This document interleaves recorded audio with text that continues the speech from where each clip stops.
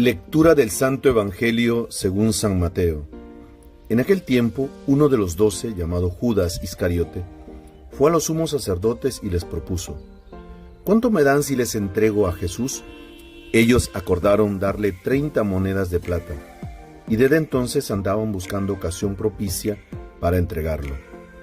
El primer día de los ácimos se acercaron los discípulos a Jesús y le preguntaron: ¿dónde quieres que te preparemos la cena de Pascua?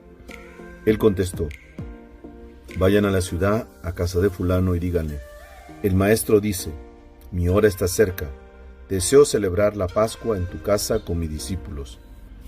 Los discípulos cumplieron las instrucciones de Jesús y prepararon la Pascua. Al atardecer se puso a la mesa con los 12. Mientras comían dijo: les aseguro que uno de ustedes me va a entregar.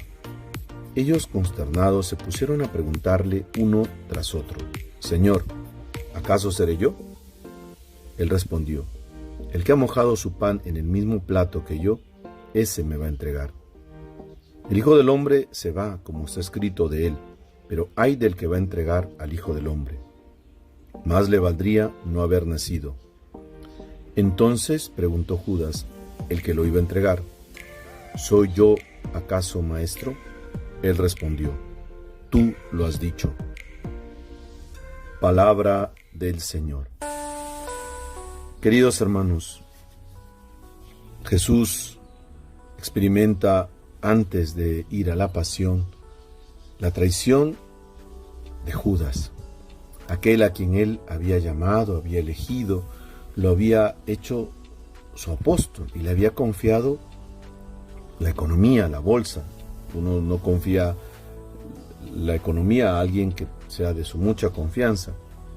Pero vemos que Judas comenzó a decepcionarse de Jesús cuando veía que Jesús no era lo que él esperaba, porque Judas, dicen algunos, que pertenecía al grupo de los celotes, parece ser, y esperaba un Mesías triunfante, un Mesías liberador, un Mesías que destruyera a los romanos, que acabara con todos, destruyera el reino de Dios, que era lo que predicaba Cristo, como pensando en David, que vendría a imponer por la fuerza. Pero Jesús no era así. Jesús hablaba de la paz, hablaba del perdón, hablaba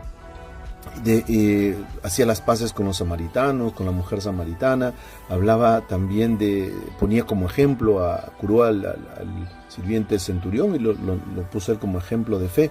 Jesús era totalmente diferente al Mesías que él esperaba. Por eso esto se le fue metiendo en el corazón y también, como dice en otro momento otro evangelista, era un ladrón, porque lo que se echaba en la bolsa se lo iba robando.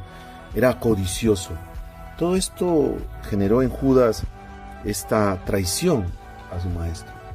Pero vemos aquí que Jesús le invita con estas palabras, diciéndole: uno de ustedes me va a entregar.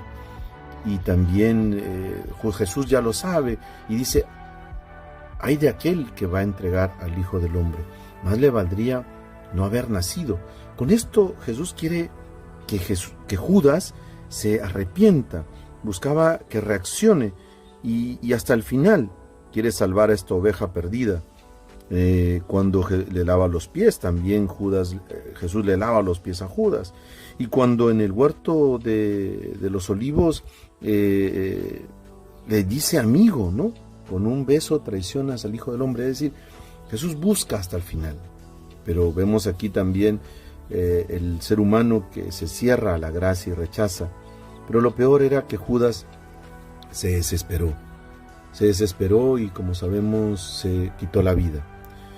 Y, queridos hermanos, el problema no está en traicionar o negar a Jesús, porque todos lo hicieron los apóstoles, sino está en desesperarnos.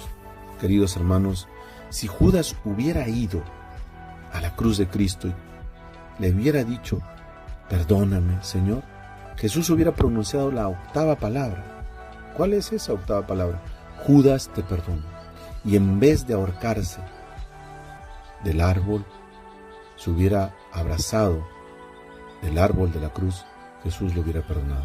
Queridos hermanos, no nos desesperemos por nuestras traiciones o infidelidades. Busquemos agarrarnos, abrazarnos del corazón misericordioso de Cristo, y Él pronunciará de perdón.